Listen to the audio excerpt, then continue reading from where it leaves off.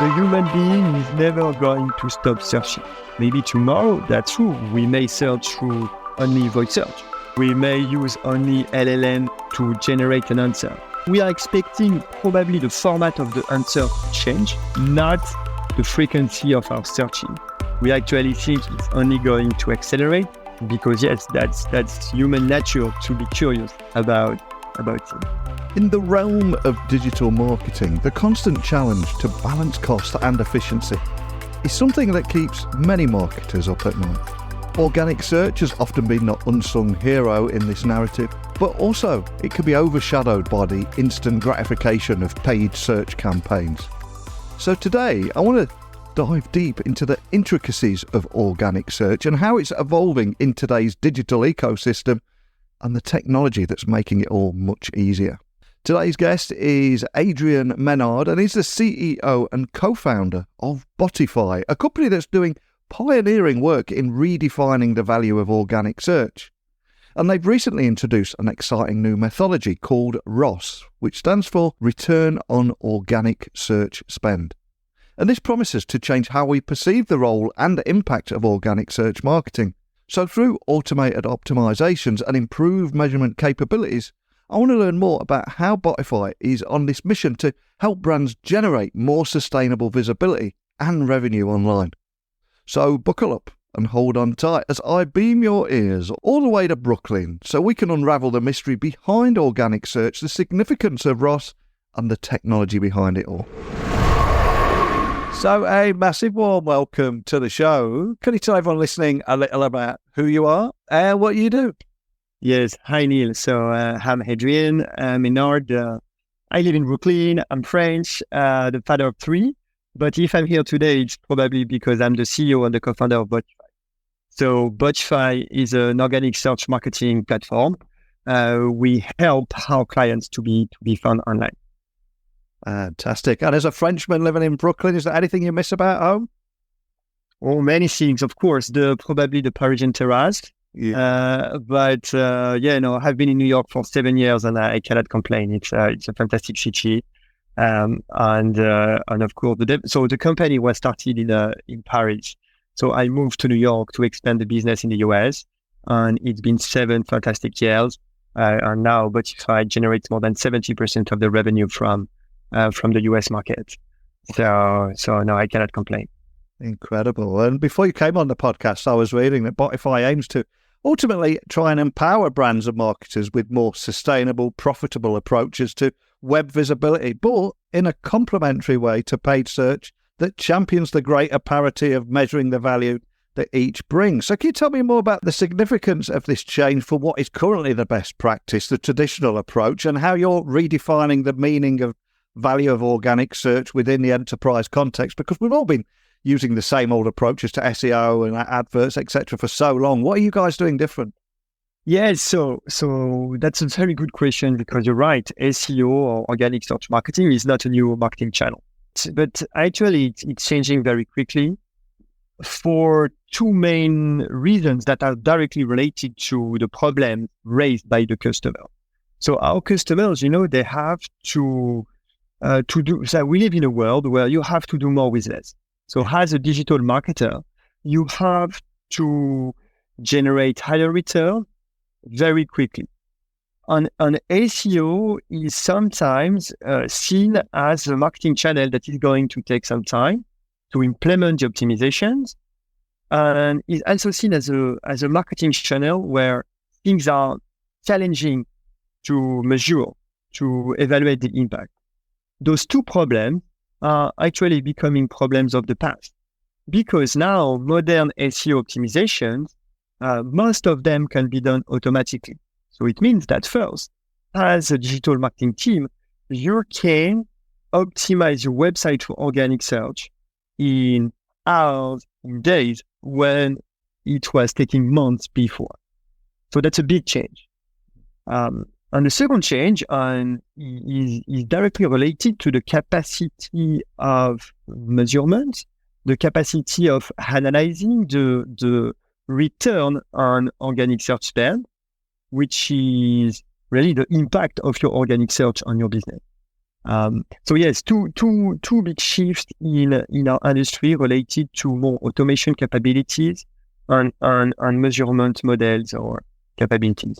That's super exciting actually to be in this space right now, because organic search has never been so important for. So I mean, it's not a big news that the current macroeconomic environment is challenging for businesses. And as you have this capacity to act quickly and to measure precisely the impact of organic search marketing campaigns, brands are coming to us with this question: how can I potentially reallocate my marketing investments to generate sustainable visibility, sustainable traffic, sustainable revenue online, while going quickly, which is, of course, super, super important. And one of the things I always try and do on this podcast is bust a few myths. So I've got to ask, are there any misconceptions that exist about the role of organic search in brand building? And how will the introduction of things like ROI metrics change the perception of organic search as a performance marketing and brand building channel? I suspect you've seen a lot of myths out there, and they must really grind your gears. Yeah, but I think the misconception is not about the potential of organic search. And every brand we are meeting is telling us that yes, they have some potential to be more visible online, to have more clicks from Google or Bing. But the misconception is really about the time it takes to optimize a website. They have this idea that if I'm doing things internally, I'm going to have to allocate a lot of resources. I have to prioritize organic search marketing over maybe optimizations that could directly impact my customers' user experience, etc. But actually, solutions like Botify are now changing this perception, because most of the technical SEO optimizations can be done automatically. So machine learning, AI, modern capabilities that are going to optimize the website automatically and not through a human-based development. It's game changer because once again, it's answering the pain point of I don't need to optimize my website for the end of the year. I need to optimize my website for yesterday because I want to impact the profitability of my marketing investments. So that's a big change. And the second big change is really the capacity to measure how what is being done automatically or what is being done through my SEO program is actually generating revenue or profitability. And here, so Botify has launched recently a new model, a new methodology that aims to empower digital marketing teams to have an indicator about this return on organic search spend. It's called ROS, and ROS aims to be compared with a concept that you probably know that is called ROAS, for return on advertising spend. It's a very traditional way of evaluating the impact of an advertising campaign. And so it's a big change because it means that organic visibility can now be assessed with something that is very comparable to the way paid marketing has been assessed for years. And then you can compare. And actually what is super interesting is not only the tool or the methodology, but it's really the capacity to identify that on average, organic search is probably going to generate an impact that is 3 to 5 times higher than an impact that a paid marketing campaign can generate. So ROAS, yes, is usually 3x, 5x more or higher than ROAS. Wow, that's incredible. And just to bring that to life, can you walk me through the ROS methodology and the kind of inputs that are included and why they're necessary as well? Once again, the model is designed to evaluate the effectiveness and value generated from investments in search engine optimization effort. So the model relies on revenue inputs and cost inputs, just like ROAS. The overall calculations are simply revenue divided by cost. So we are going to aggregate traffic, revenue per visit, revenue in the revenue section. Not everything is included into this section. For example, we could also add other elements of value like the resources saved, the time saved, or the retail media revenue, for example, on the retail website. But we decided to put that apart. And within the cost, we are going to include everything related to software, licensing costs, agency costs, services costs, technical people costs, and we are simply going to compare what is generated divided by the total cost to generate this impact. And yes, so that's a methodology that is really efficient, and that's really enable the marketing decision makers to understand what the impact of organic visibility in search engine. And for any marketers listening or anyone interested in MarTech and they're listening along thinking, well, what's in it for me? What specific needs does the ROS metric address, and what are the potential benefits does it offer marketers? Because you said at the very beginning of the podcast, you said, it's a very difficult time for businesses at the moment. I think any tech project, it's all about what's the business value, what problem are we solving? So that's interesting, and I always tell the team that everything starts with the problem of the customer.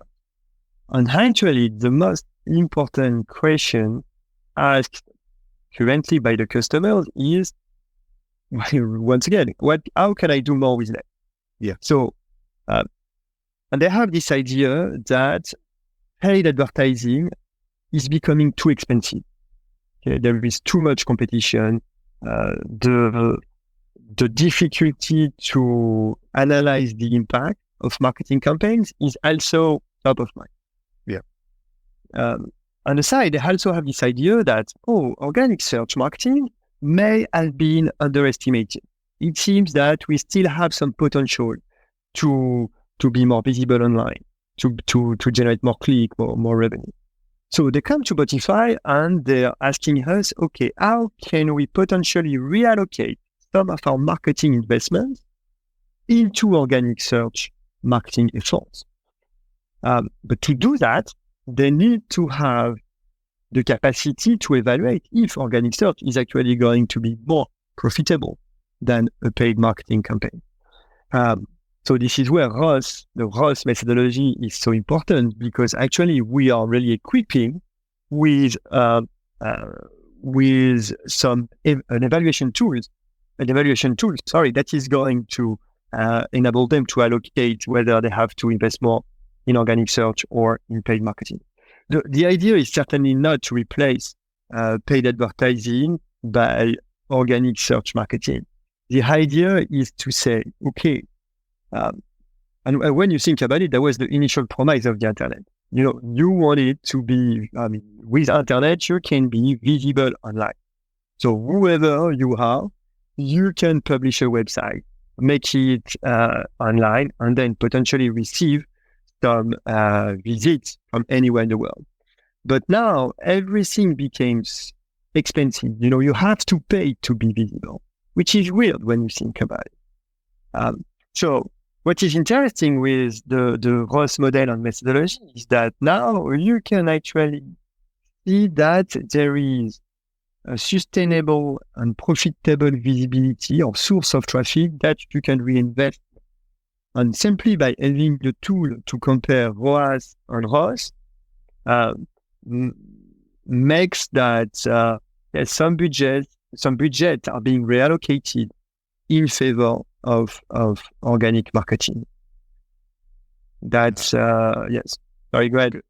Completely agree with you, especially around it being almost weird that you have to pay for the visibility. It's just insane. And the other question people are going to ask as well, of course, is around ROI. So how does the challenge to measure ROI in SEO contribute to that over-reliance on paid search for brand visibility, and how can an ROI metric potentially alleviate this? That's also a very interesting question, because I'm always surprised, so most of our customers are enterprise brands. Yeah. And I can tell you that sometimes when they're investing $1 in their SEO program, they can invest, which is true, that's crazy when you think about it, up to $1,000 in paid search. And once again, that's potentially not a problem. Okay, because as long as paid search is profitable, okay, fine. But the reality that we have been hearing from the market is that now it's almost profitable. And sometimes it's no longer profitable. So by definition, you cannot invest that amount of money if you don't have the profitability. So what is clear is that by giving more measurement capacity, it means that marketers can truly invest into what is best to invest for what they want to do. So for example, I can see that paid search have to remain as much as possible, let's say, a tactical marketing strategy, which aims to push maybe temporary campaign or temporary offers, when organic search marketing visibility should remain the foundation of your visibility online. And maybe one thing that is also interesting to understand is how many queries or how many keywords can drive the traffic on an enterprise website.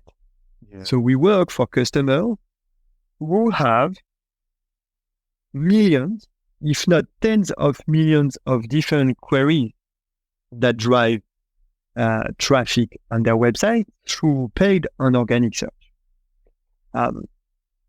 Most of the time, paid search is going to be focused on the keywords that are being searched all the time.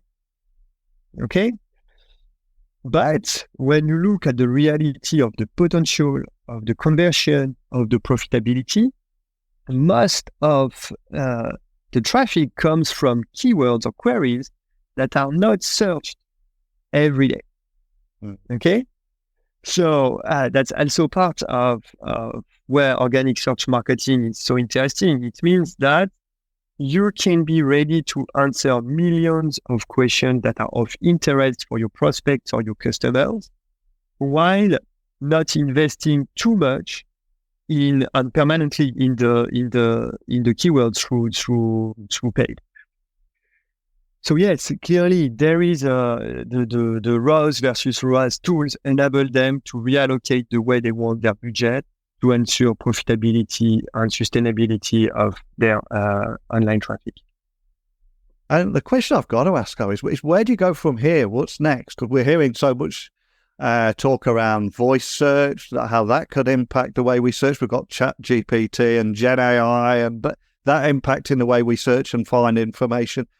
What's next for you, and how do you see this all evolving over the next few years? And yeah, so of course, 2023 has been a fantastic year in the world of search. So many things have changed. OpenAI, of course, played a very important role in, let's say, shaking the rule. Yeah. There is probably two sides of things that are interesting. First, whether you are a traditional search engine or a modern LLM, you still have to access the best accurate content of the internet to generate your answer. And here, this is incredibly interesting because it means that that's clearly the future of SEO optimization is definitely in the capacity to connect search engines or LLMs with the best content of the internet, so the answer can be produced. And here, my prediction is that most of the connection will be done automatically over the years. So I'm really expecting a big automation transformation of the industry. The the second thing is that so you mentioned what could change in the way we are searching the web. Of course, search is an extension of our routine. Now you have probably done some searches today in Google, in Bing, or whatever. So I think the human being is never going to stop searching. Maybe tomorrow, that's true. We may search through only voice search. We may use only LLM to generate an answer. But so we are expecting probably the format of the answer to change. Yeah. Okay, not the frequency of our searching. We actually think it's only going to accelerate because yes, that's human nature to be curious about things. And as someone working right in the heart of this space, does this excite you, the direction that we're heading, or do you have any reservations? Or No. Actually, we are super excited, because so once again, I don't see an internet where we cannot find answers. Yeah. Okay, that's for us the basics of how internet should work, and we are so excited because actually when you have more players in the search space, this is good. In the end, this is good because you can access diverse answers. Yeah. Because it means that you can probably access diverse audience. Okay, and us as a probably an interface between those two worlds, the worlds of the brands and the worlds of the search engine. I think our role is actually going to be even more important in the future because we have this capacity to be the missing piece through automation, and simply because we are connecting the content of our clients with the index of search engines or LLM. One thing that made us start Botify initially was this idea, or not this idea, but we actually discovered that on average, 50% of the content of a website is never indexed by Google or by Bing. So it means that that's a big problem because if you are a retailer, let's say that you have maybe 10,000 products, if 5,000 of the products are not in the index, these are missed marketing opportunities because they cannot be found online. Okay, so and this is going to be even more important in the world we live, simply because of the new content being added every second on the internet. We cannot imagine that, especially with AI. Now the content creation is an endless problem at the scale of the internet. Okay, It's an infinite problem. Yes. So that's why we are so excited about, because it means that by definition, search engine and LLMs will still have to understand what the internet is about to provide an answer. And us as an SEO company, we could not be more excited about that because this is exactly what we do. Yeah, it's good. I think you're going to be incredibly busy, and I'd love to stay in touch with you and get you back on here in 6 months and see how things have evolved. But before I let you go, we started the podcast talking about your story today, and I always ask my guests to look back throughout their career and their life. And if we all do that, none of us are able to achieve any degree of success without a little help along the way. Maybe someone invested a little time in you or saw something in you. Who would that person be for you and why? And maybe we can give them a little shout out and acknowledgement to them. So 3 answers actually came to mind immediately. The first one is my co-founders. I mean, we are incredibly different in our expertise, in our personalities, but I don't think Botify would be there without them. So that's really the first answer. The second one is, of course, the customer. And as I mentioned before, I mean, if our customers did not have problems, Botify would not be there, because we are by answering those problems, we are actually creating the value that they are paying for. So we are extremely grateful for the trust our customers put into Botify. And the last answer is more about a personal answer. I mean, my wife, we moved to New York. So she had to leave, France behind her. And I don't think that, the success of Botify in the US would have been the same if we would not have made this transition to New York. So I'm also very grateful for this decision, because without her, that would have been very difficult. Yeah, beautiful answer. And before I let you go, for anyone listening, wanting to find out more about Botify, the work that you're doing and how you might be able to help them, where would you point everyone listening if they just want to carry this conversation on?